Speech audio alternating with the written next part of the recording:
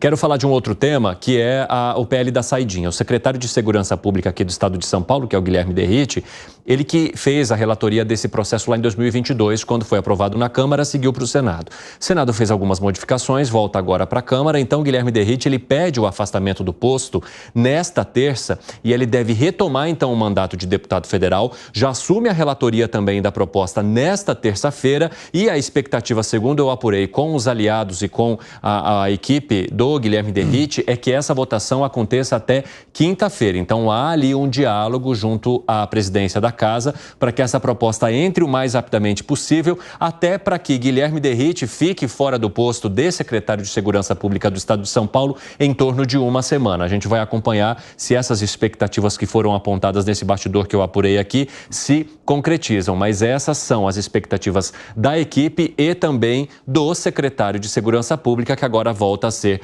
deputado federal. Como é que vocês avaliam esse esforço que faz Derrite? É justamente uma maneira de dizer, olha, essa proposta que tem o meu DNA lá de trás, ela permanecerá com ele e ele quer ser reconhecido por essa proposta que nesse momento se coloca entre as principais, já que o assunto do país é a segurança pública, Gani? Exatamente, Evandro. É claro que o fim da saidinha não vai resolver o problema da criminalidade, mas passa uma mensagem.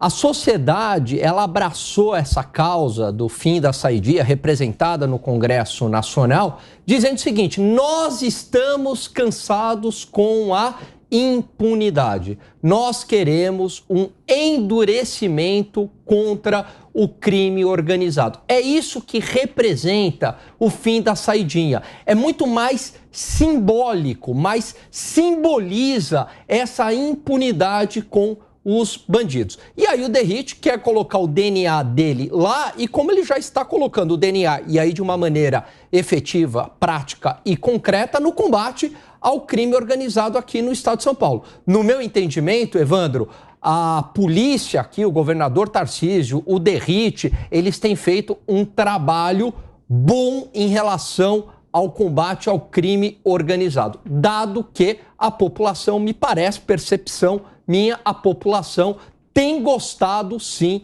da política de segurança. A maior parte da população gostado da política de segurança do Tarcísio. Agora, 4h23, o pessoal da rádio vai para um rápido intervalo. Daqui a pouco, espero vocês. Nas outras plataformas, seguimos.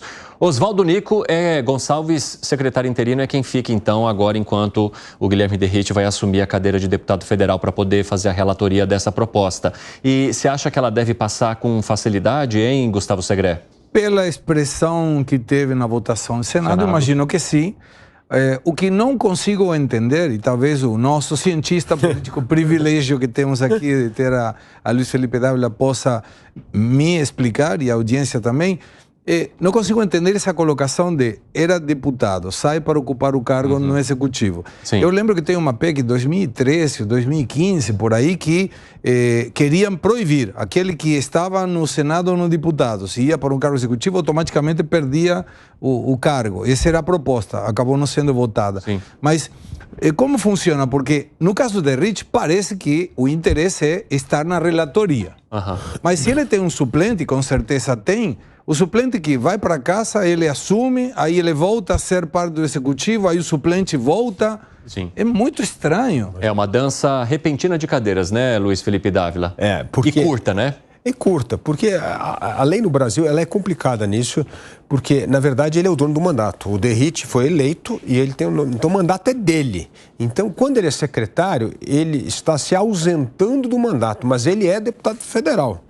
Então, o que acontece é quando tem uma votação importante, ele volta, o suplente vai para casa por 2, 3 dias, ele vota, e aí, qual votar a secretaria, o suplente ocupa de novo. É interessante, só para o efeito comparativo, é um ponto bom esse que você trouxe, nos Estados Unidos é o oposto. Se um parlamentar aceita um cargo no governo, ele tem que renunciar à cadeira. E aí não é que tem suplente, se convoca uma nova eleição para aquela vaga. Você abre uma nova eleição, seja para deputado, seja para senador. Então mostra que o trade-off é caro. Você vai abrir mão do mandato para ocupar um cargo e se for demitido daquele cargo não tem volta. Você tem que disputar uma nova eleição. né? Então, existe isso nos Estados Unidos, me parece algo que nós deveríamos adotar no Brasil, porque senão é isso que acontece. Você tem, como no governo, você tem ministros que são senadores, aí quando tem uma votação importante, deixa o ministério por 3 dias, 2 dias, vai ao Congresso, vota e depois volta a ser ministro. Então, eu acho, nesse sentido, uma disfunção do nosso sistema. Ao invés de ser algo que melhora o sistema, é uma disfunção do sistema. Porque deveria ter um preço para aceitar um cargo no governo e não honrar o seu acordo com o eleitor, que é justamente cumprir o mandato. Eu votei no Segre para ser deputado. Se o Segre resolve ser ministro, então por que você disputou a eleição? Então, eu acho que isso é uma fidelidade importante ao eleitor.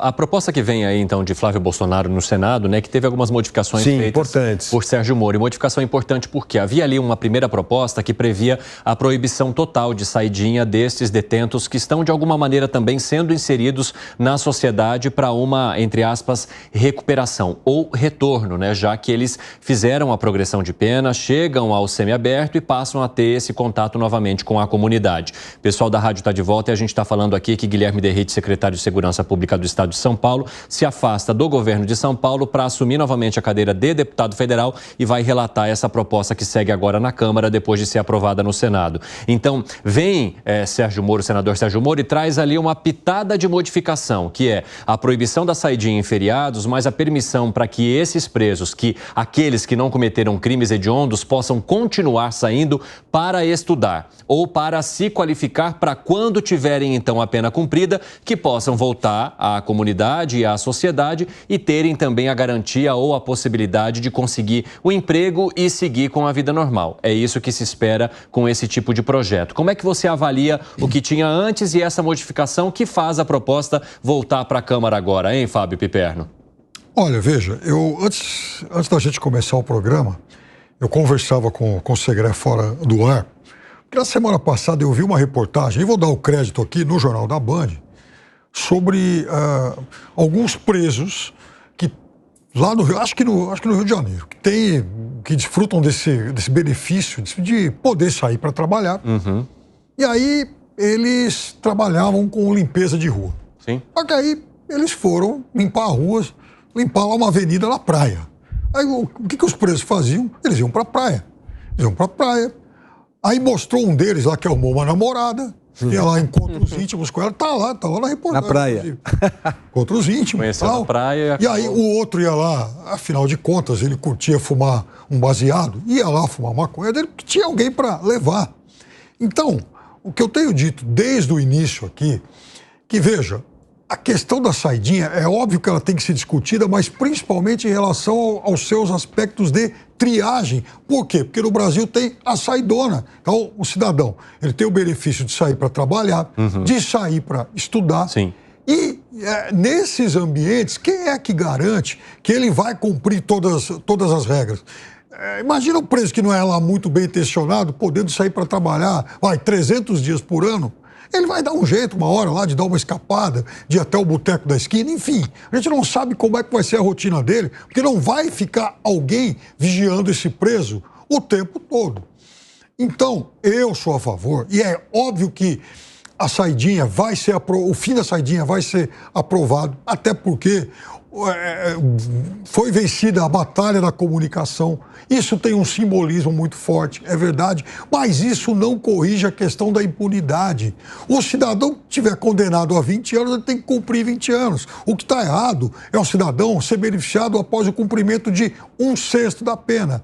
Agora, eu não vejo problema em liberar por 3, 4 dias o cidadão cumpriu 80% da pena. Aí você pode gradualmente testá-lo num outro ambiente, já que é possível que esse mesmo preso possa sair para trabalhar e estudar. E aí, Gani? Não, vai ao encontro da minha tese, exatamente. Não vai resolver o problema da impunidade, mas passa uma mensagem. A sociedade cansou de políticas de ressocialização, ela cansou de toda essa benevolência com os bandidos, essa ideia de que o bandido é vítima da sociedade e tem que ter algumas benesses e alguns privilégios. O que a sociedade quer, e a mensagem é passada pedindo o fim da saidinha, endurecimento com o crime organizado, fim da impunidade e fim de privilégio para bandido. A sociedade brasileira, ela chegou no seu limite em relação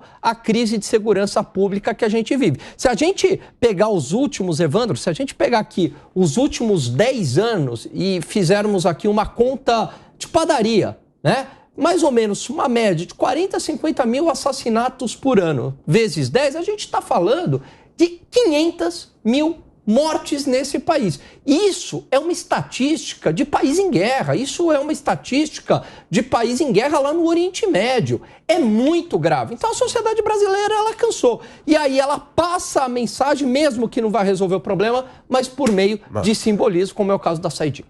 Mas o ponto, só corroborando aqui que o Alan está trouxendo um ponto importante, assim, fazer com que secretários estaduais combatam o crime organizado é enxugar gelo. Nós precisamos de uma política nacional de combate ao crime organizado.